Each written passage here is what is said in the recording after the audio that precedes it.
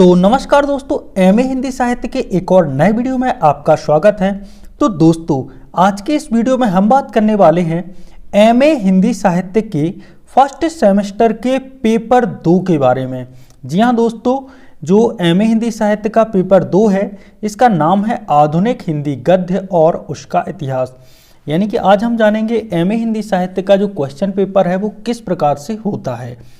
तो दोस्तों, ये जो क्वेश्चन पेपर है MA Hindi first semester examination December 2023 का है और ये रेगुलर, प्राइवेट, एटीकेटी, एक्स और फेल स्टूडेंट, जो भी स्टूडेंट हैं इन सभी के लिए मान्य है। ठीक है, और ये हिंदी साहित्य विषय का है पेपर सेकेंड। पेपर का नाम हमने आपको पहले ही बता दिया है, आधुनिक हिंदी गद्य और उसका इतिहास। और इसके लिए आपको 40 नंबर दिए जाएंगे, मतलब रेगुलर वालों को 40 और प्राइवेट वालों को 50।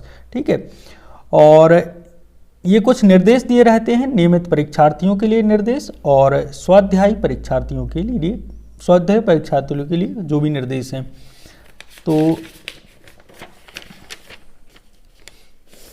हमारा जो दूसरा जो पेज है उसमें है खंड आ। अब इसमें खंड दिए रहते हैं, ठीक है, तो ये बात आपको याद रख लेनी है कि खंड रहेंगे तो आपको आंसर भी ऐसे ही लिखना है कि खंड ए यानी कि खंड आ प्रश्न 1 का उत्तर। ठीक है, तो खंड आ प्रश्न 1 सही उत्तर का चयन कीजिए, यानी कि वास्तुनिष्ठ प्रश्न रहने वाले हैं। जैसे पहला प्रश्न है बारामासी उपन्यास के लेखक कौन है, तो बारामासी के उपन्यास के लेखक हैं डॉक्टर ज्ञान चतुर्वेदी। अगला प्रश्न है कितने पाकिस्तान उपन्यासकार के रचनाकार कौन है, तो कितने पाकिस्तान उपन्यासकार के रचनाकार कौन है, कमलेश्वर। तीसरा जो ऑब्जेक्ट है जैनेन्द्र कुमार द्वारा लिखी गई कहानी का नाम क्या है, तो जैनेन्द्र कुमार ने जो कहानी लिखी है अपना अपना भाग्य। हमारा चौथा जो ऑब्जेक्ट है वापसी कहानी की लेखिका कौन है, तो वापसी कहानी की लेखिका है उषा प्रियवंदा। पांचवा ऑब्जेक्ट मधुलिका है वो पात्र हैं, वो किसके पात्र हैं, किस कहानी के, तो ये है पुरस्कार कहानी के पात्र। तो इस प्रकार से हमारा खंड आ समाप्त होता है। इसके बाद आएगा आपको खंड बा। तो खंड बा में रहेगा लघु उत्तरीय प्रश्न। ठीक है, इसमें अलग अलग इकाई भी दी रही हैं कि ये प्रश्न इकाई 1 से है, ये इकाई 2 से है। तो इकाई 1 से जो प्रश्न था, प्रश्न 2 प्रेमचंद्र के कृतित्व पर प्रकाश डालिए, या इसके अथवा में। ये अच्छी बात है कि आपको अथवा में भी मतलब देखने को मिल जाएगा। देखो, यदि आप पे वो नहीं बन रहा है तो आप उसका अथवा वाला भी कर सकते हैं। अथवा डॉक्टर ज्ञान चतुर्वेदी की 2 व्यंग्य उपन्यासों के नाम लिखिए। इकाई 2 से प्रश्न 3 जयशंकर प्रसाद की कहानी कला पर टिप्पणी कीजिए, अथवा जैनेन्द्र कुमार की कहानी अपना अपना भाग्य के शीर्षक का विश्लेषण कीजिए। प्रश्न 4 फणीश्वर नाथ रेणु की कहानियों की भाषा पर प्रकाश डालिए, या इसके अथवा में है कृष्णा सोबती की 2 कहानियों के नाम लिखिए। प्रश्न 5 जिंदगी और झोंक कहानी का संक्षिप्त कथानक लिखिए, अथवा निर्मल वर्मा के व्यक्तित्व का संक्षिप्त परिचय दीजिए। इसके बाद हमारा प्रश्न 6 रहेगा वापसी कहानी के मुख्य पात्र गजाधर बाबू का चरित्र चित्रण संक्षेप में कीजिए, अथवा प्रसिद्ध कथाकार मैत्रेय पुष्पा की किन्हीं 2 कहानियों के नाम लिखिए। इस प्रकार से हमारा खंड बा समाप्त होता है।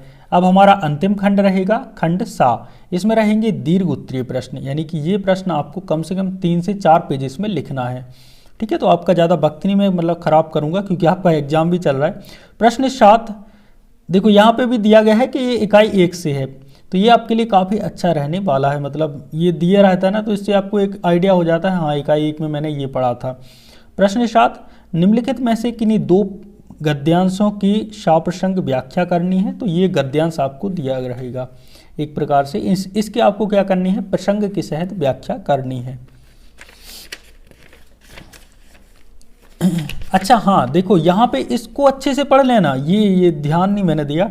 निम्नलिखित में से किन्हीं 2 गद्यांशों की, तो यहाँ पे देखो एक आ हो गया, यहाँ पे गद्यांश बा, ठीक है, यहाँ पे आपको दिख रहा होगा सा, ठीक है, ये सा रहा यहाँ तक, और ये दा। तो ये 4 गद्यांश हैं, इनमें से इन चारों गद्यांशों में से आपको किन्हीं 2 गद्यांशों की साप्रसंग व्याख्या करनी है। तो आप लोग अच्छे से देख लीजिएगा, और जो भी आप पे बने यहाँ पे एग्जाम में इसी प्रकार के प्रश्न आते हैं तो आपको उनकी व्याख्या कर देनी है। प्रश्न 8, गोदान कृषक जीवन का महाकाव्य है, इस कथन के आलोक में गोदान उपन्यास के कथानक को समझाइए, या इसके अथवा में बारामासी उपन्यास में श्रीलाल शुक्ल की व्यंग्य परंपरा का विस्तार हुआ है, सिद्ध कीजिए। इसके बाद प्रश्न 9, पुरस्कार कहानी की मूल संवेदना पर प्रकाश डालिए, अथवा तीसरी कसम कहानी की आंचलिकता को समझाइए।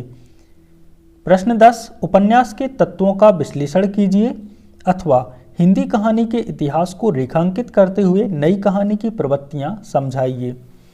प्रश्न 11, निर्मल वर्मा की कहानियों के कथानकों की समीक्षा कीजिए, अथवा चित्रा मुदगल की कहानियों की विशेषताएं लिखिए। तो इस प्रकार से आपका ये एमए हिंदी साहित्य फर्स्ट सेमेस्टर का पेपर 2, ठीक है, फर्स्ट सेमेस्टर का पेपर 2 जिसका नाम है आधुनिक हिंदी गद्य और उसका इतिहास, ये इसका जो क्वेश्चन पेपर है मैंने आपको बता दिया है। और वाकई में यार ये आपके एग्जाम की दृष्टि से ना काफ़ी ज़्यादा हेल्पफुल होने वाला है।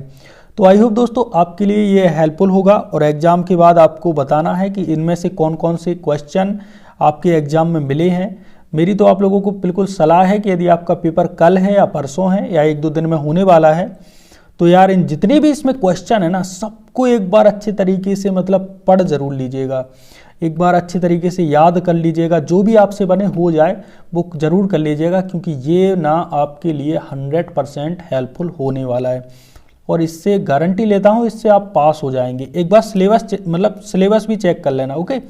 तो ये इंडिया की सभी ऑल यूनिवर्सिटी के लिए है, ऑल यूनिवर्सिटी के लिए। अब ये नहीं कहना कि ये किसी एक विशेष यूनिवर्सिटी के लिए, ये भारत अपने देश की सभी यूनिवर्सिटी के लिए है, ठीक है।